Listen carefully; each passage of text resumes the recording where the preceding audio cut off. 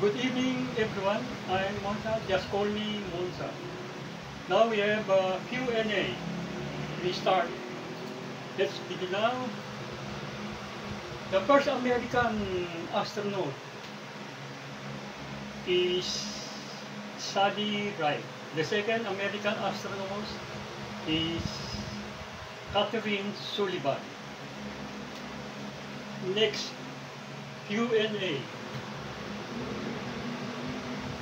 Democracy is a form of government ruled by the people, for the people, and by the people and for the people. Next, Q&A. In the year 1546,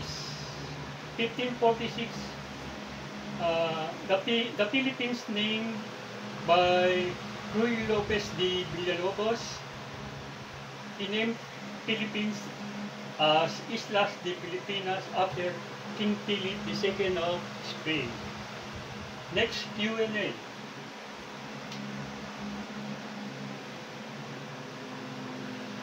The country known as the land of Mau is Kenya. The capital is Nairobi. Next, Q&A. He discovered the law of gravitation, Sir Isaac Newton. Explain that